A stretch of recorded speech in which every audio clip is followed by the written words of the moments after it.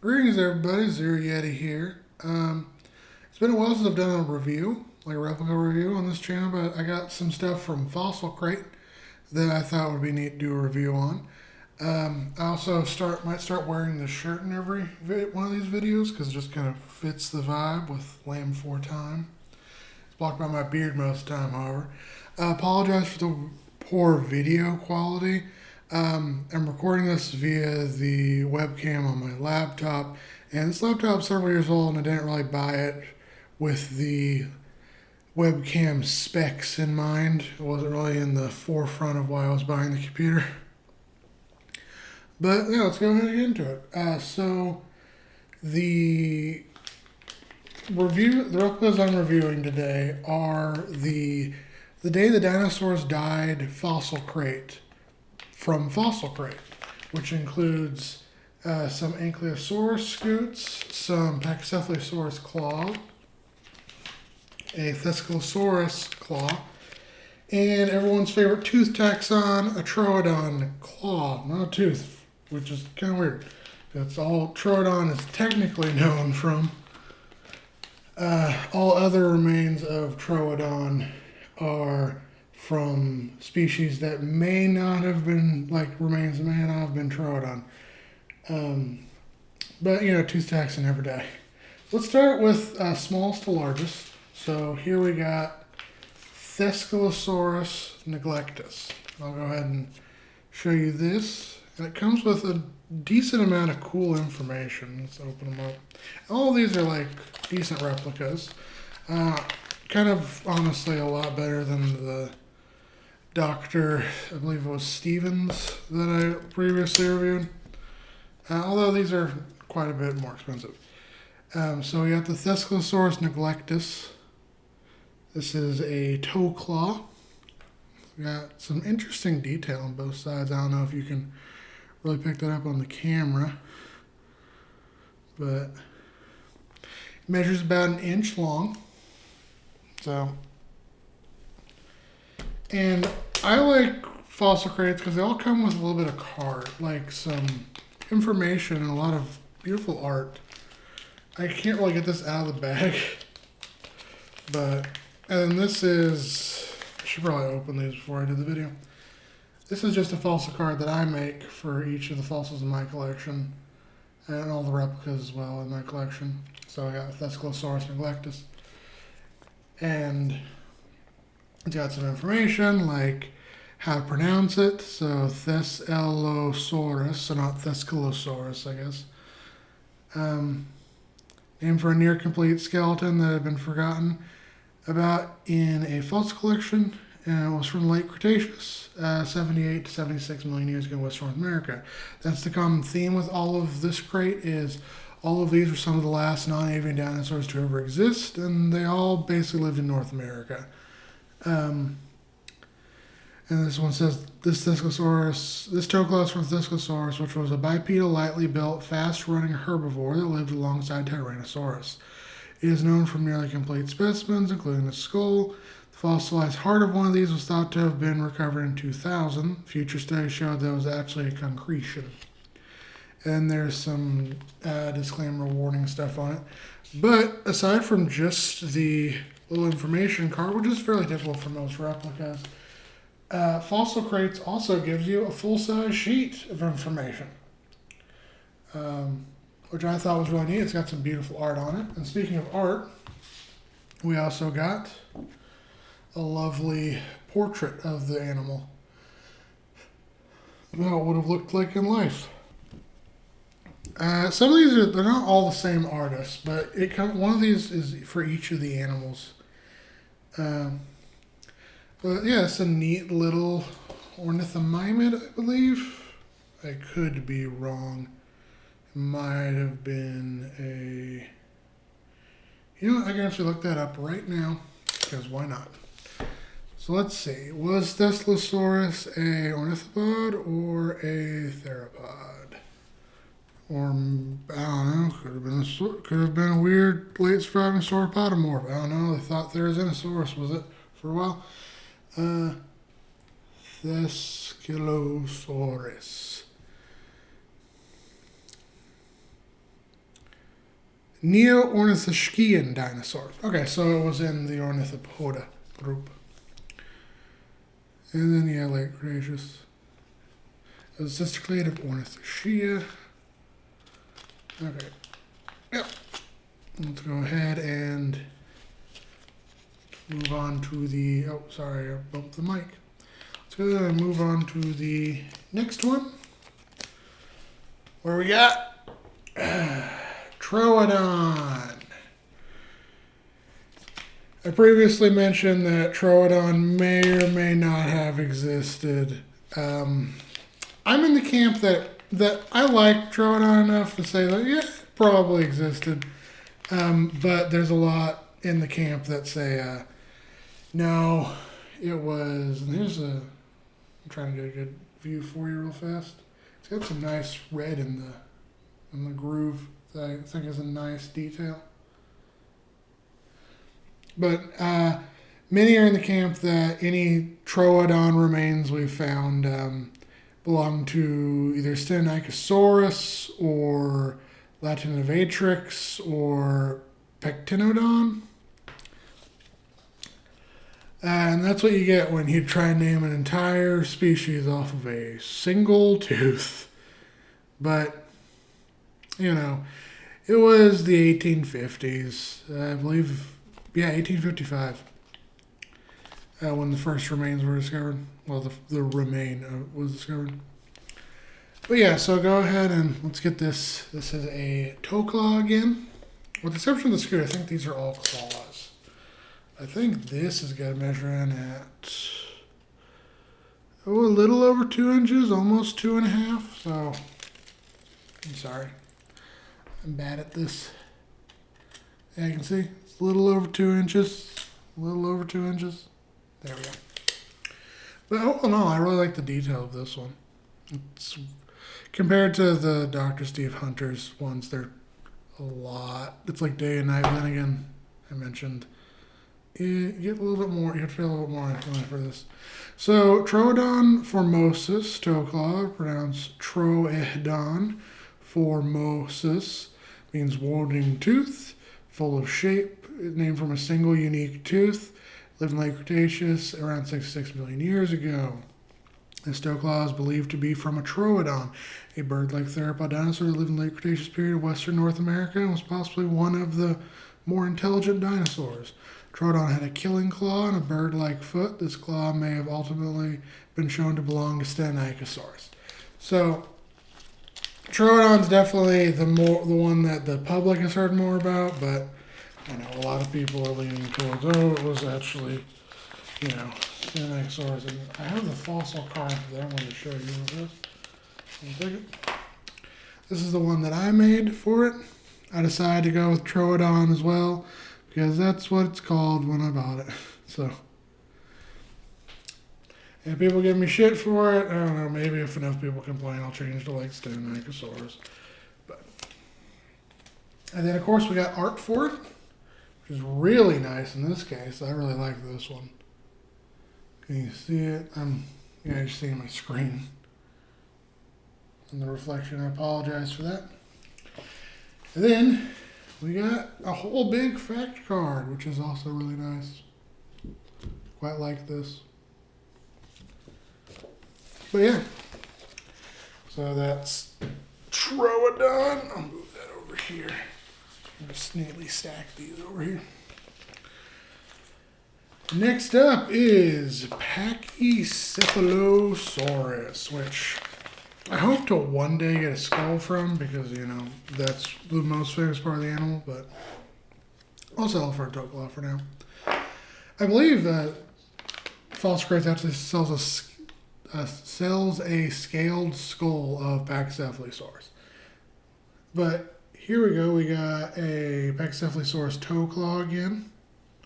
Either side, you got some neat detail on the inside, actually. And then, just give you that view as well. This is the fossil card that I made for it. And then here is the whole thing. Their fossil card for it. And then, let's see, this measures how long? Come on. want to say close. So you're looking at, it's much wider than the Troodon claw, but it's about as long at like 2.5, a little over. And it's about, a little over an inch wide. So, and then we got, so Pachycephalosaurus wyomingensis, pronounced Pachycephalosaurus wyomingensis, means Wyoming's thick-necked lizard, named for its thick skull. Lived in the Cretaceous around 70 to 66 million years ago. Apologies if you can hear that. That's the dog snoring. North America, also being found in Wyoming, South Dakota, Montana, and Alberta, Canada. Pachycephalosaurus toe claw was covered in a thick keratinous nail in life. Its slightly curvature would have helped the animal gain traction when it ran. Its primarily method of defense for extra power when it was headbutting its rivals. The strong leg muscles at around 15 feet long, 1,000 pounds. That could have been phrased a little bit better because it makes it sound like its leg muscles were 15 feet long. It could have delivered a vicious kick to an enemy. And oh yeah, these are also surface of authenticity, which is pretty neat. So yeah, little last view. And then of course comes with a fact sheet, which is nice of them. There's a whole, even more facts for it. And then an art sheet, which also has like a mirror image, which is kind of neat. I don't know if you can get a good view on that. Apologies. I kind of suck at this. Let's go put this up. And then we'll get to the main event, and probably the reason I bought this crate, because good luck finding Ankylosaurus replicas most places. I think I saw a tail club once as a replica, and they wanted like $500 some odd dollars for it. But we got one of my favorite dinosaurs. Of course, I really like the thyreophorans. Ankylosaurus. We got a big old scoot because I guess they could have done a toe claw, but I think it's nice that the armor plating for the most stereotypically armored dinosaur. I believe this is the other. I have two Ankylosaurians in my collection with Ankylosaurus and Edmontonia. Then I also have a Stegosaurus. Should probably use some more Thyreophorans. I don't know. I really like Kentrosaurus, but good luck getting Kentrosaurus. But yeah, I like this because it's got a lot of angles and a lot of details. This is really good quality. And of course, I'm going to show you the inside again. And of course, we got this is the one I did for it. I just like putting those on the shelves so that visitors can like easily identify it. And some of these are kind of bulky and I don't have the biggest shelves. Again, certificate of authenticity, and then some information. So, Ankylosaurus magnificens. Scoot, which is an osteoderm, which is bones in the skin. Other animals with osteoderms are crocodilians are known for it. I believe a couple species of like tortoises and turtles have them. So, how do you pronounce it? Ankylosaurus magnificens means fused lizard, great belly. Named for its bony armor and huge stomach area, it lived in the late Cretaceous, some around 66 million years ago in western North America. Ankylosaurus was the largest of the armored dinosaurs. Well, you got like a couple Stegosaurs that are bigger. covered with bony armor called osteoderms or scutes. It needed every last bit of defense as it lived alongside Tyrannosaurus. It had huge spikes along its sides, making it nearly impossible to kick over. It had armor on its eyelids. The end of its tail had a huge club bigger than a basketball. And combined with its huge hips, its club would have shattered the legs of any predator trying to attack it from behind. This scoot is from the middle of the back and shows just how thick its armor was. So then we'll do a measurement. Oh, come on. So yeah. So at its longest, it's around 4 inches long, which is really neat. And then at its widest, it's 2. So I'll put this back so fast.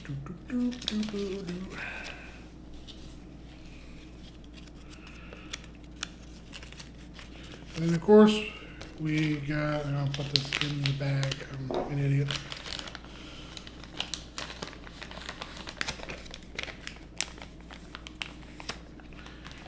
Then, of course, we got a fact card, which I like this little art.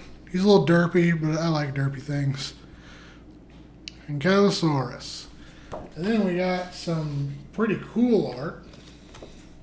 All shiny and glossy. And Dinosaurs. So, in general, to give this a good rundown, I think these are all pretty good quality. I like some of the attention to detail, even on like things like Thescelosaurus. Again, Troodon kind of is weird. It's not necessarily their fault, but maybe they should have called it Styracosaurus. I don't know. I'm not going to count too much off of it, but let's give a kind of a review. So, you get, or the day the dinosaurs died crate, you get the 4 fossils, like 4 fossil replicas I showed you. And if you go with the wooden box, which is kind of like the preferred one because it's got the emblem, it's got the neat part of it. It's like a quality made wooden box. It's going to be $99. Now, if you go with standard, which is what I went, it comes in a cardboard box, it comes in a burlap sack, which is still kind of neat, and it's $69. And so shipping is usually calculated at checkout, but if you go with a crate or a scaled skull, those ship free. So all of this was $69 for some, hang on, my camera's being weird. 1 second, I thought it stopped recording for a second. For all 4 of these and then all of the lovely art, it's $69, which I think is pretty reasonable. It's honestly one of their more reasonable bundles. They can be a little bit pricey at times. Like, I know they're like the individual fossils, like replicas, can be kind of pricey. Excuse me. They're looking at $30, $40 in some instances for just individual ones. The scaled skulls are fairly reasonable. The life-size skulls can vary in price, as to be expected. But generally the crates are where it's at, and the crates can range anywhere from, in this case, $60 to I've seen $200 crates on their website. So all in all, I would rate this pretty highly, and I'd recommend it for any fossil collector who wants some, like, you got a decent mix of like icons. You got Pachycephalosaurus and Ankylosaurus. Those are 2 dinosaurs that basically anyone with a cursory knowledge of like paleontology or seen Jurassic Park, Jurassic World will know about.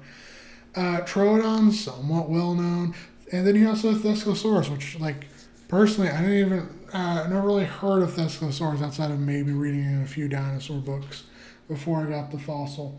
But it's neat to like throw in a few uh, ornithopods into any real fossil collection because they were fairly common. And ornithopods and hadrosaurs don't usually get as much love as some of the more iconic ones. So that joins. I got Stegosaurus. I got like Dryosaurus. I got. I think I have a Linealosaurus, or I might have given that away. But got a good mix. Anyway, take care, my guys, gals, non-binary pals. Hope you enjoyed this, if at all.